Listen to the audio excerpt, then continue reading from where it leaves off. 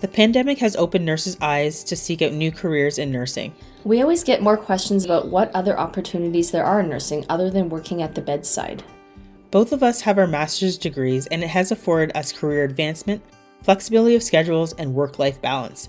Going back to school is always an option. And Samuel Merritt University has been educating nurses for over 100 years. They're consistently ranked top in the U.S. for diversity and highest paid graduates.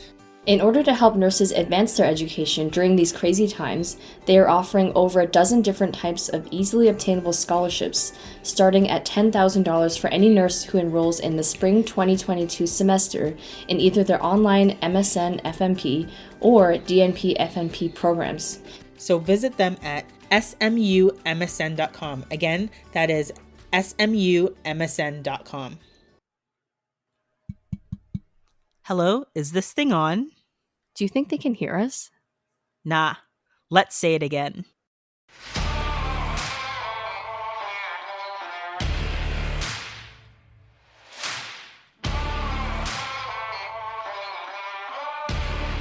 Hi, and welcome to the Gritty Nurse Podcast, an unfiltered discussion related to health and healthcare. My name is Amy. And my name is Sarah. And we are your podcast hosts. If you're listening on Apple Podcasts, Spotify, Google, iHeartRadio, Amazon, or any other podcast listening platform, don't forget to subscribe so you can get updates to when we have our latest episodes. Also, don't forget to rate and review us. And if you like what you're hearing and you love our advocacy work, don't forget to go to www.grittynurse.com and click on the donate button. As little as $1 or $2 a month for a total of $12 a year will help us with our monthly podcast costs such as website hosting, our hosting platform, audio equipment, and the time and energy it takes us to put out good quality episodes. We thank you and we appreciate you. Hi and welcome everyone. Thank you again for tuning in this week to the Gritty Nurse Podcast. Again, I think we have a really wonderful guest. We haven't had guests in a little while, so this is fun again. And I'm going to go ahead and let Sarah introduce our guest. Yeah, and as always, I think this guest you'll find very unique and interesting. She's got a very unique background. So Jennifer is our guest today. She completed her Bachelor of Science in Nursing at the University of Alberta in 2001. She has worked on the medical unit, cardiac cath lab, neurotrauma ICU, general systems ICU, and coronary care ICU. In 2009, Jennifer applied to law schools and received an early acceptance at Schulich School of Law at Dalhousie University in Halifax, Nova Scotia. After completing her law degree, she started her articles at a large downtown law firm where she primarily practiced personal injury defense work and defending nurses in medical negligence cases. After a few years of private practice, she made the change to work in public law at the BC College of Nurses and Midwives. She currently holds the position of legal counsel in the Inquiry, Discipline, and Monitoring Department. Welcome, Jennifer. We're so glad to have you here today. Well, thanks so much for having me. It's a real pleasure. I think this is a really interesting background you have because we often hear of nurses who have left the bedside, but typically they go to other areas of nursing or public health or something that's 9 to 5, but you actually completely left nursing and you're in law now. What kinds of reactions do you get when you tell people that you used to be a nurse? Well, I think that there's some surprise. What people who are interested in, it's the first question people ask you, hi, how are you? What do you do? And for a long time, it was hard for me to say, oh, I'm a lawyer, because being a nurse had been such a huge part of my identity for such a long time. So I would frequently say, hi, I'm a lawyer, but I'm still a good person. I used to be a nurse. I was going to say, it's like, oh no, you went from the most caring profession to the most, I don't know if I should say anything. Controversial. Controversial, yeah. We have ideas in our head about what law is, but I have a couple friends, and I think Sarah has some friends that are lawyers too, but it's just kind of how do you go from being from the caring profession to I think that you got to be, from my understanding for some of my friends, kind of cutthroat in terms of how the law works too. I think you have a little bit more of a mercenary kind of bent, depending on the kind of law that you practice. I think the assumptions people make about lawyers are that, while they may be smart, they're argumentative, they can be bullies, and they're only interested in money. And I can tell you with great assurance, 99% of lawyers aren't like that. But there's that perception in the public media, just like there's perceptions about what nurses do in Right. general popular media that, if you watch Grey's Anatomy, all you do is cry in a cupboard. You don't actually do anything. Right? We don't do any work. We just cry. Right? Yeah. Cry or get to sleep with Dr. McDreamy. But that Oh my wasn't my gosh. experience as a nurse. So I don't know.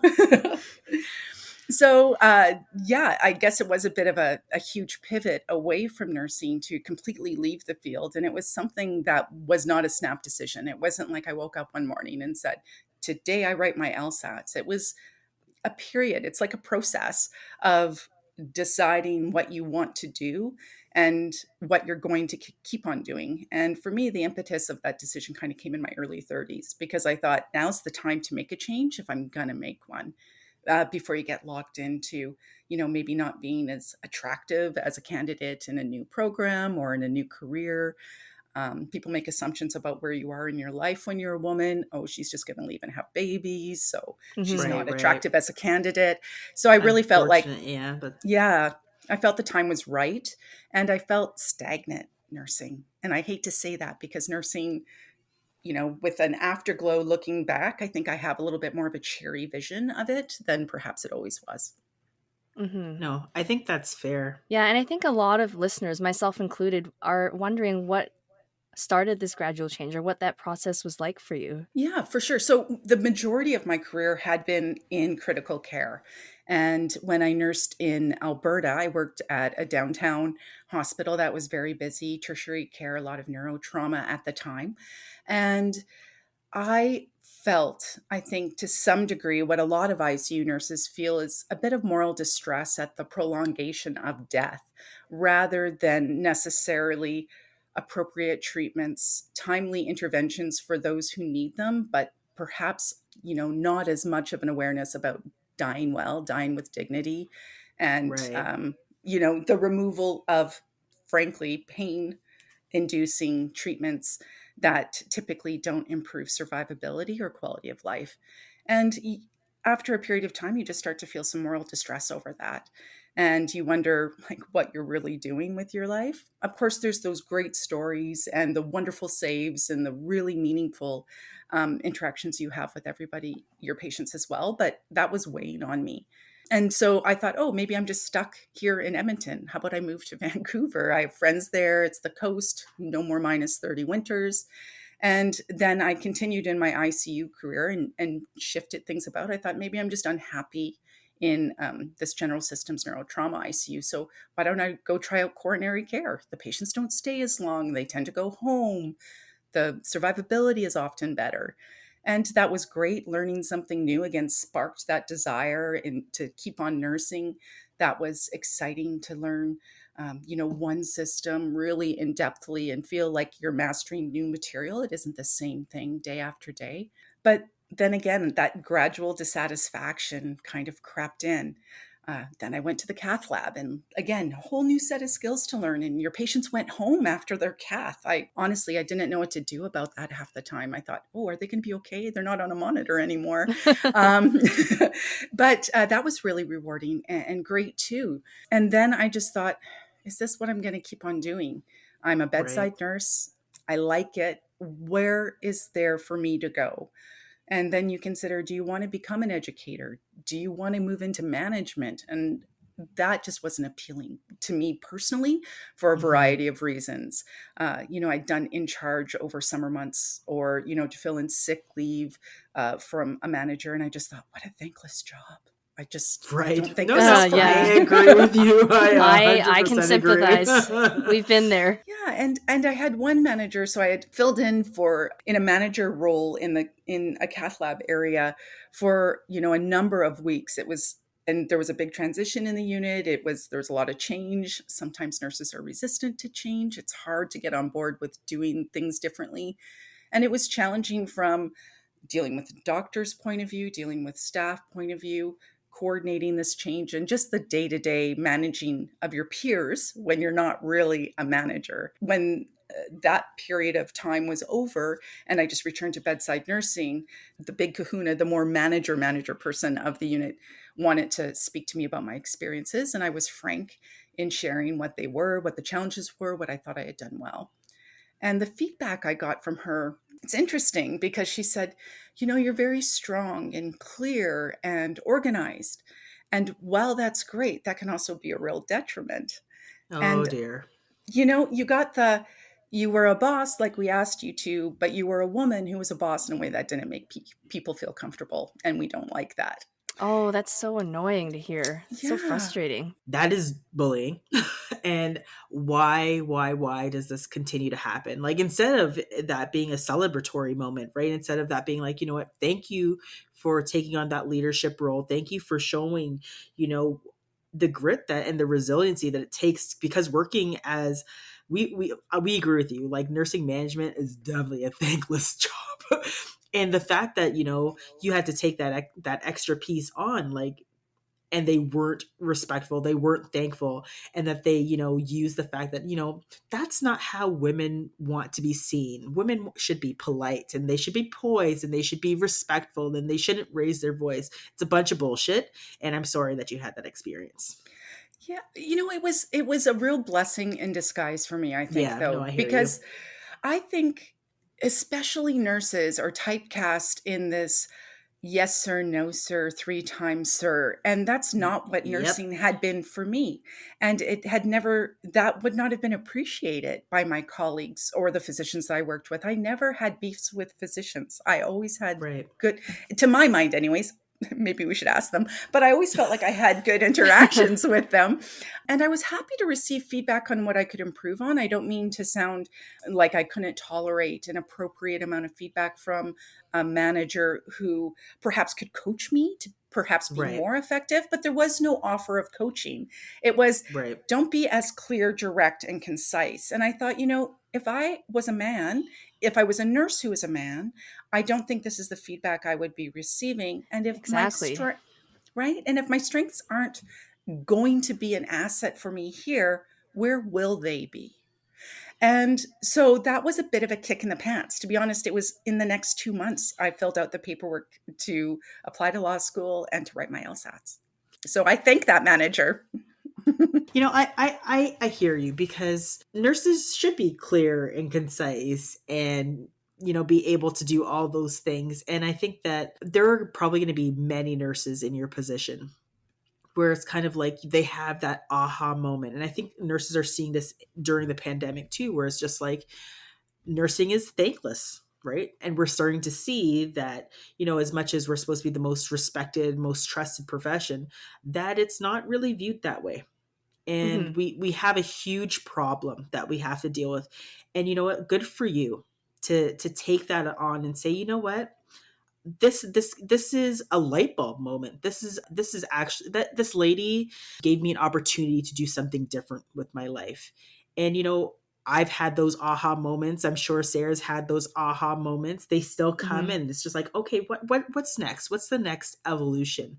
So, you know, I'm glad that you took the step, because I'm sure that your journey is a very interesting one.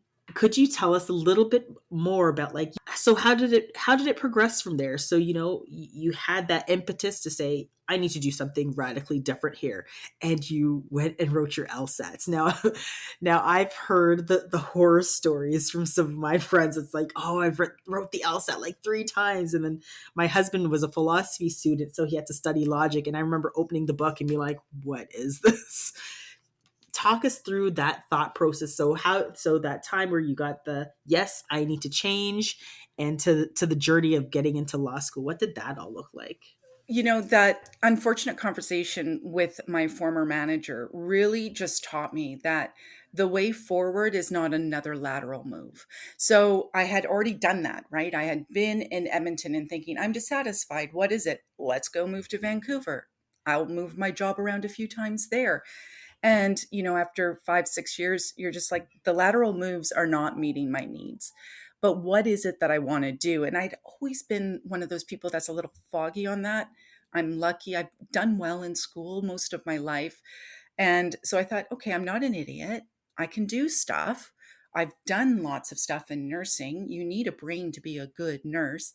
But what is it about my current job that I really do like? And what is it that I'm dissatisfied with?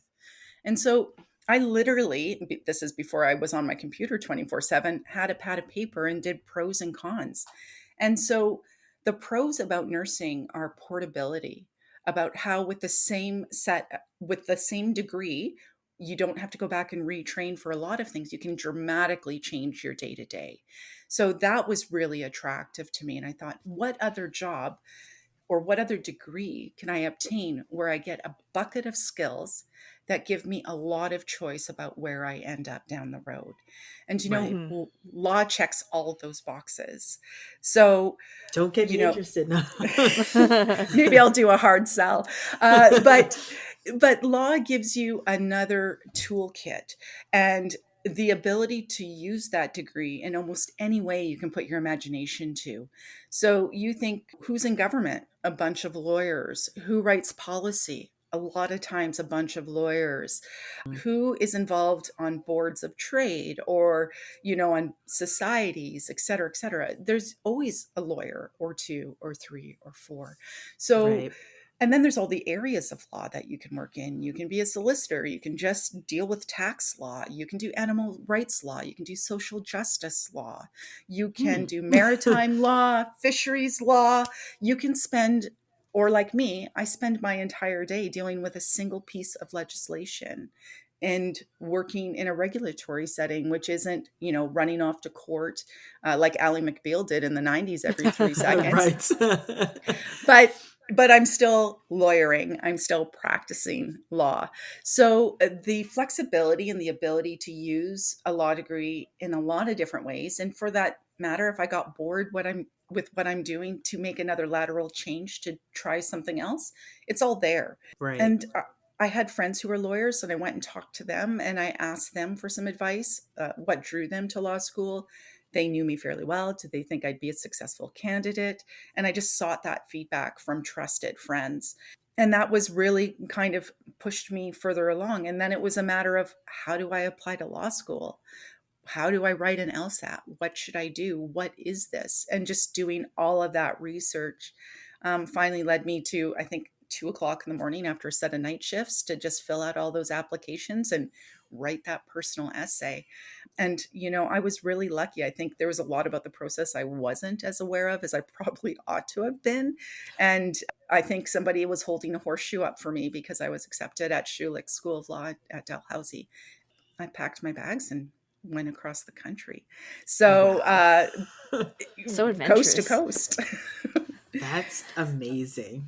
I think that is such a great story. And I think, there's a lot of nurses that'll be listening, and even other healthcare professionals that feel stuck, that really feel stuck during the pandemic, and are seeking out other alternatives and other options. And I think hearing your story will be kind of maybe that impetus for them to make that change as well. But another question. So you kind of touched on it a little bit, that, there were some translatable skills. So do you use any of the skills that you learned as a nurse in your current profession?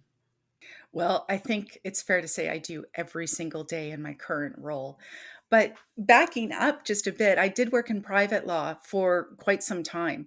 And I'll just speak to the fact that I was also quite a mature student compared to some of my cohort at law school. I was easily 10 to 15 years older than some of them, because there's some super, super, super smart people who know right away that they want to go to law school. And so they finished, their undergrad, and then they're sitting in room 105 at Schulich, Right.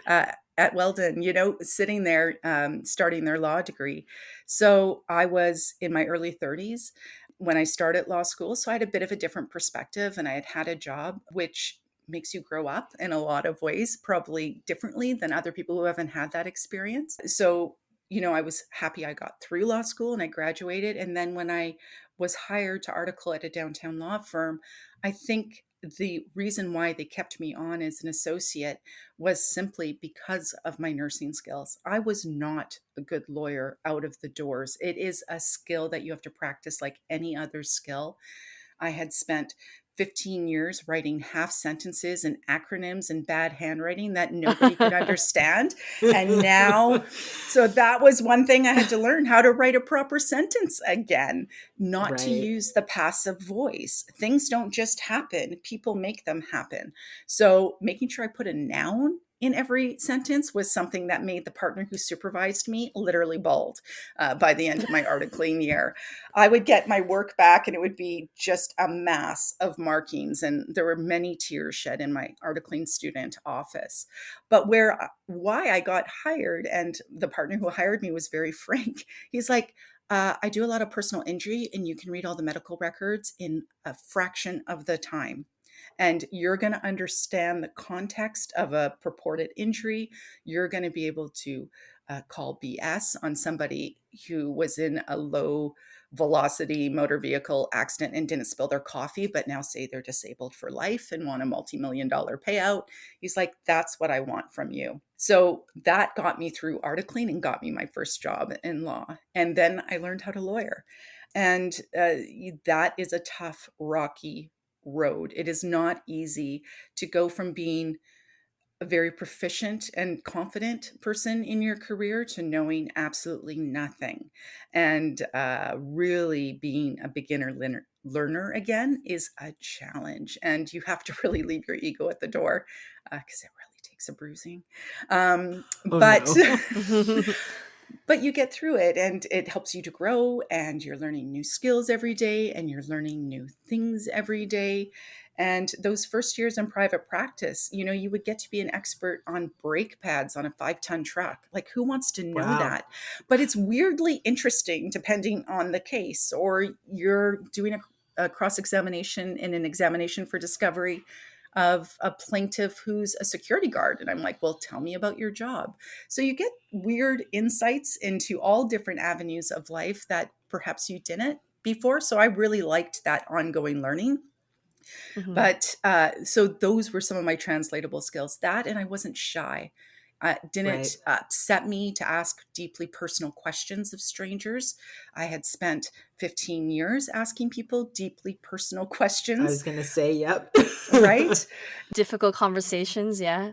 Difficult conversations, deeply personal, intimate tasks with, your patients sometimes who rely on you 100%, to talking to their families, difficult goals of care discussions, or frankly, breaking bad news that somebody's passed away. That was work that I felt confident in those skills. So knowing that you're smart, that you're empathetic, which I think is a life skill no matter what job you're in, and just to listen well, I think is something also nurses have to do that a good lawyer ought to do. Yeah, no, I think that's amazing. Yeah. Yeah, that's so insightful. I think that what you described is just what a lot of us are wondering, right? A lot of nurses that are stuck are just, they're really afraid just to make that change. It's not that people don't want to try something new, but especially when you're in a profession that relies heavily on seniority, and, Yeah. that sort of thing, the stability of having a job that you can rely on that's full time. I think that's very difficult for anyone to fathom doing something else, but you've done it and you have made it through on the other side and you survived. So that's a really great story. I'm just wondering, on the flip side, are there things that you regret about leaving the world of nursing that you can share with us? Yeah, I think that there are. I think when you change careers, you do experience a bit of loss as well. So you pointed out a few things that also fueled some of my desire to move. So, while the job stability was fantastic, knowing that you had a pension was fantastic, knowing that if you got in a car accident, there would be long-term disability there for you if you needed it, fantastic. The flip side is it's not a meritocracy. So Right. sometimes you're working with a nurse who may be more senior than you are, who's scooping up that Christmas holiday every single year, and Mm-hmm. you're not getting your first choice for vacation. You're not being rewarded for perhaps being a better nurse. That's was a bit of the kick in the pants to want to try something new too, to be honest. But that stability is definitely was very scary to set aside. Leaving a pension, leaving a decent salaried job that did carry, a great deal of respect from peers when they met you, very difficult. And then you move into a career where not only, in my case anyways, I was going to school full time for 3 years, which meant I wasn't earning any salary except for the Right. shifts I picked up. I did get hired out in Halifax to, sit at a CV ICU bed, one night shift a week. I would just not sleep one night a week during law school, just to survive. But you leave your second degree with a great deal of debt. You are not guaranteed that you're going to have a job at the end. You can be Right. fired without cause. It's really, and then there's you have to produce to be seen as valuable, particularly in the firm kind of culture of law. So that was difficult. I think I'm just paying off my student loan, line of credit debt this year. And I've been, practicing law since 2014.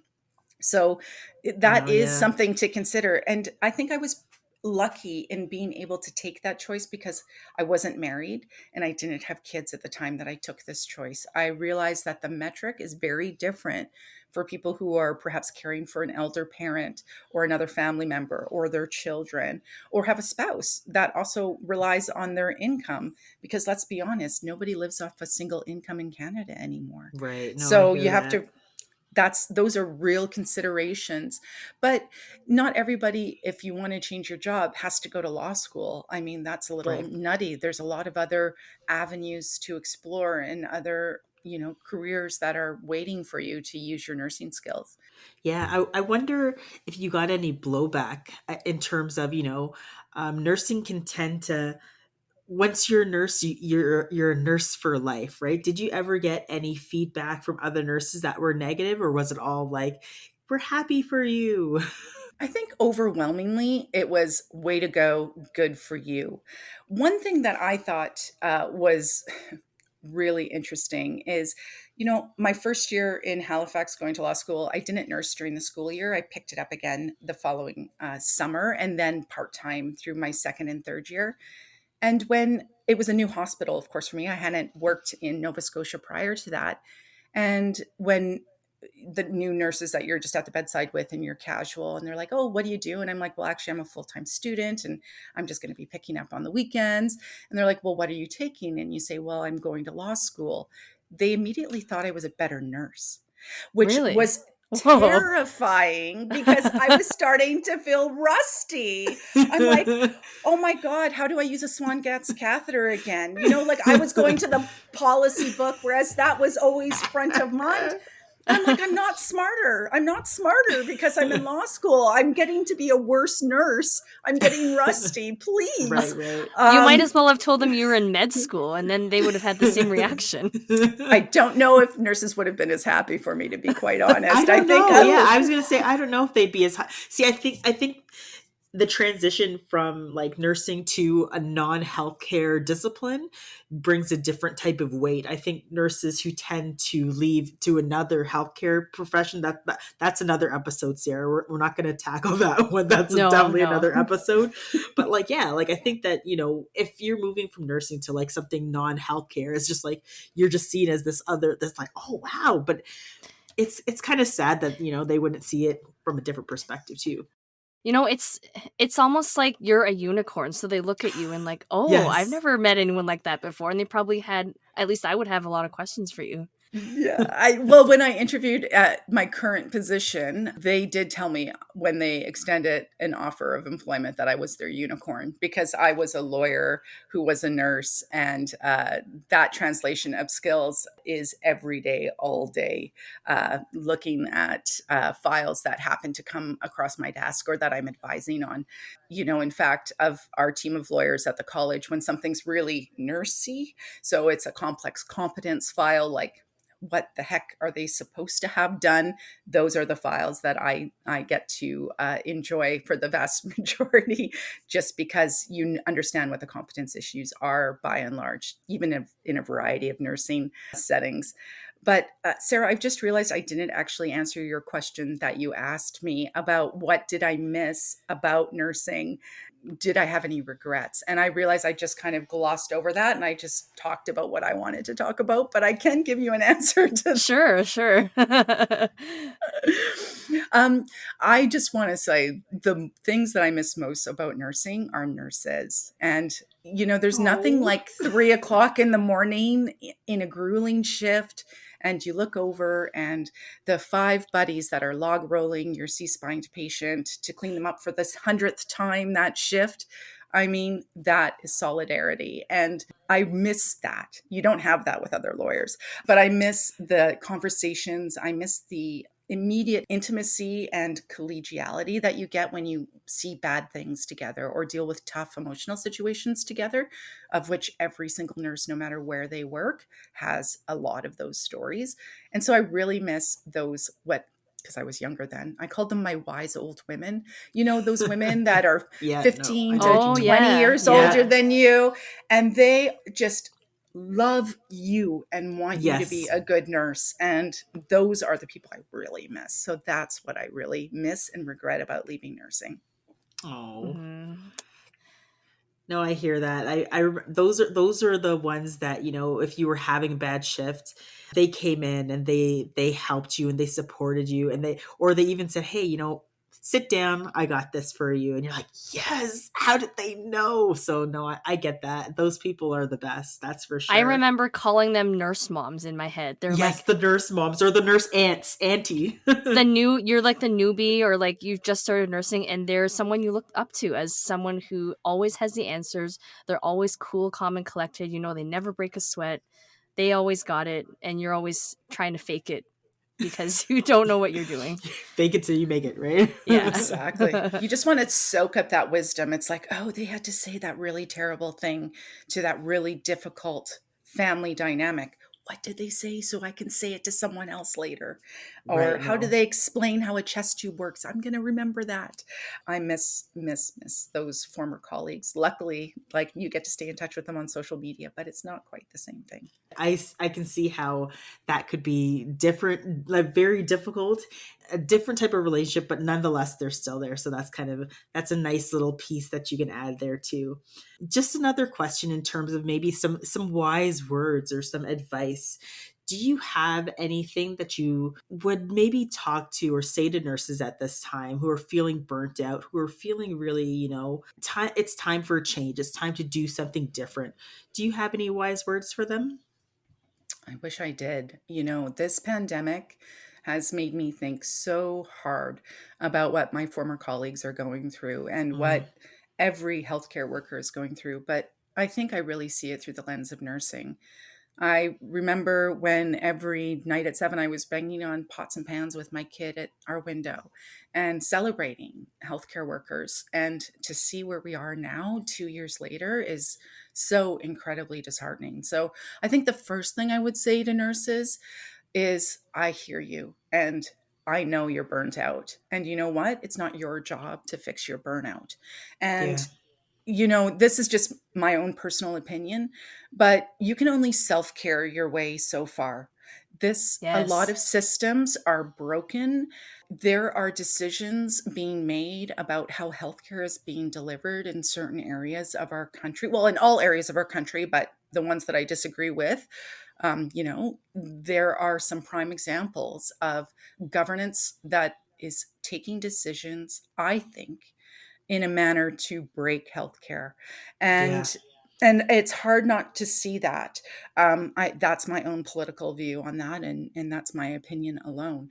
But that is not the job of a bedside nurse to self-care themselves out of their burnout, their heartache, their tiredness, their exhaustion. I think I would say, please remember to eat, try to sleep when you can. If you are experiencing severe emotional distress, get some help. Go on stress leave if you have to, because Yeah. unless you're fit, you're not safe. So you have to remember that your first duty is to provide the safest care that you can in the circumstances. My other advice would be, you know what? Elections have consequences, and nurses make up a huge part of every population. BC has 65,000 registrants with the BC College of Nurses and Midwives. I'm not sure what the total is for Ontario. It's going to be a lot more. Yeah, elections have consequences. So organize, vote, share with your friends, families, social networks what it means to be a bedside nurse. Everybody needs a nurse at some point in their life, more Yeah. than once. So all I can say is vote like your job depends on it, because it really does. Yeah, no, That's my honestly, advice. Jennifer, that is my biggest fear that, I think we're about 150 days out from our Ontario election. And my biggest fear is we're going to see more of the same. Doug Ford has really ruined nurses out here. My fear is he's going to be reelected and it's going to be more of the same. And I don't know how many nurses are going to stay after April. Like, I think that we're going to see another shift, another mass exodus, another time where nurses are going to be looking to do something different, because this crippling bill that we have, Bill 124, that caps nurses' wages at less than 1%.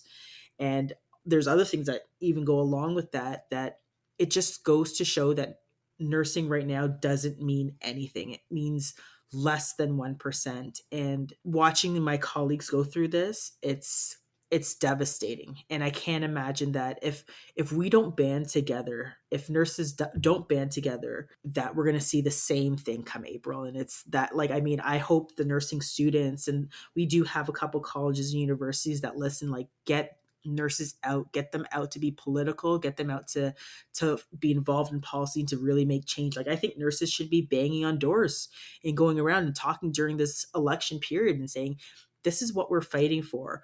We're not saying that we're trying to, like, change. We're not trying to say that, we don't want freedom of expression, but we need to let people understand what's really happening in healthcare, what's really happening in nursing as a profession. And I think that we need to get involved with that process. Like, I really urge that nurses, colleges, and universities really start getting nursing on board to get out there and knock on doors and talk to people about healthcare in Canada and Ontario, or we're going to see more of the same for another 4 years. Absolutely. And I think that nurses, a lot of times, they don't see themselves as leaders, but really, no matter what your role in nursing, you are a leader, whether or not you believe it. And I think it's our duty to vote, but also talk to our loved ones, our friends and family, help them understand why we are feeling the way that we feel and why 1% for the fact that we risk our lives every day on the job is ridiculous. If we look at inflation and what that is, we're really taking a pay cut if you think about it. It's not just a wage cap. So I think these are all very valid points, things that Amy and I talk about all the time. Whenever we get a chance to be on the media, we always talk about how healthcare is political and you need to be educated about what's happening. It's so vitally important in this day and age. I couldn't agree more. You speak to nursing leadership. Nurses are advocates. And if you don't have a functioning healthcare system, or if you have such unsafe ratios in hospitals between various regulated healthcare providers and patients, you're going to have poor outcomes. You're going to have increased Yep. morbidity, increased mortality. You are going to have burnout, frustration, disinterest, and numb people looking after you and your loved ones Yep. when you're in hospital. And the outcome of that is that the population's health generally will decline. Absolutely. Advocacy is advocating for all determinants of health. And that's not just for nurses, it's for our patients, for, in whatever setting that nurses nurse in, it is vital. We look at our Albertan cousins and what's happening there. You can't Hmm. tear up contracts in the middle of a pandemic. And you're seeing the outcome of that. You're seeing small rural settings with absolutely no Yeah, care, none at all. I can only encourage nurses to be good advocates for themselves. It isn't about money. Nobody is it isn't. suggesting, it's about respect. It's about acknowledging the contribution that nurses bring to healthcare, their vital link in all aspects of healthcare. And I think too, it's this is again my own personal view. I'm going to have that disclaimer 1,000 times during our conversation. It's all good. But, you don't hear Doug Ford wanting to cut the pay of firefighters and police Nope. officers, you know, professions that are predominantly still remain male dominated versus Hmm. a profession that is typically female dominated. And I think that the inherent misogyny of Doug Ford cannot be minimized in these types of decisions.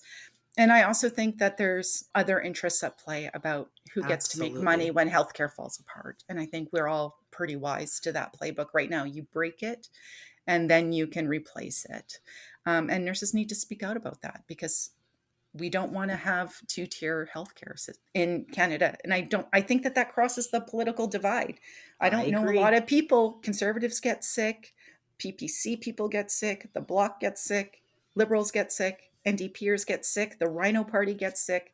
We all want to know that we're not going to lose our house, our life savings, our kids' education fund because we got cancer. I 100% agree with you. And I think that it's like the time is now, right? We can't keep waiting. We have to get out there and start advocating and start telling people how bad it is. Like this, some of the stories that we get about the staffing ratios, the number of increased falls, like people don't understand that this is all a full trickle down effect, right? It's not like these things are happening in a vacuum. These things are happening in real time, and real people are going to get hurt if we don't look at the healthcare system and fix it in a way that is focused on patient safety and better patient healthcare outcomes. So I agree with you. And definitely, Jennifer, there is definitely some nurse still in you there. I can feel it all the way here in Ontario. So yeah. Is there anything else that you would like to touch on or discuss today? Goodness, I can bang on about the need for public health care till the end of time, but that's not really why you asked me on. No, hey, if you want to touch on it, we can touch on it. Absolutely. Anything else that you want to throw out there? I think the one thing that I would say to nurses who are considering leaving nursing, I think especially right now during the fourth, soon to be fifth wave of this pandemic, is hang on a little bit longer. Wait, make decisions with a clear head. And that doesn't mean don't take a decision, but it means it's a big deal to leave nursing. But that too, you want to do when you're not so stressed or numb or burnt out, or just you just can't bear another day at the hospital. I truly hope that we're going to move in the right direction with this pandemic and things will start to improve. One thing that's the pandemic has certainly, I think, made a lot of people aware is the value of nurses. And while there's those terrible, terrible, bad people who are assaulting nurses and spitting on them and just belong to this alternate reality, those people are the true minority, and your value is known to a lot of people. And I think with so many people becoming ill during this pandemic, that reach has widened. People are so grateful, I think, for the care that they have received during these very difficult times. So I hope it gets better. I think more people know what nurses do now. I think that this pandemic has embolden nurses to speak about patient safety, about determinants of health, about how important nurses are in every setting, not just in ICU, but in long-term care. I mean, we saw what Mm-hmm. happened there. So Yep. those discussions are happening. I think that there's going to be a real reckoning with what we think about healthcare when it comes through. So if you can hang on, hang on. But if you can't, also know that nursing is still there for you if you want to go back to it. Mm-hmm. I never felt like that door was completely closed until I'd been out of practice for 5 years. Now it feels a little bit more closed because I have Right. no competency, no currency left. I just think, oh my goodness, I'm just good at putting a Band-Aid on a skinned knee now. But you can go back. You can go back. And there's going to be somewhere in nursing for you, because there always is, because it's a job where you can do almost anything. And be an educator, be an advocate, work in government. There's room for you to move and grow. So I would just say, hang on. But if you can't, then just think about what you want to do. Look at your own private skill set. What are you good at? And there is going to be a fit for you to take those nursing skills with you to a different job, pretty much no matter what that job is. Wow, those are some wise words, Jennifer. I am so inspired by everything you've said today. You did an amazing job with us. I know this was your first time on a podcast, but we really, really thank you for coming on. I think you inspired a lot of our listeners, and I got a lot of information. Yeah, I mean, I think you are a gem, and Thank you so much for telling us your story and sharing your story with our listeners on the Grey Nurse podcast. And please, we hope that you'll come back on again. I'd love to. Let's talk regulation next time. Super fun. Right, sure. I'm sure there's other things we can get into. Yeah, for sure. Oh, what a pleasure. Thank you so much for taking this time with me. I'm really thrilled to have been here.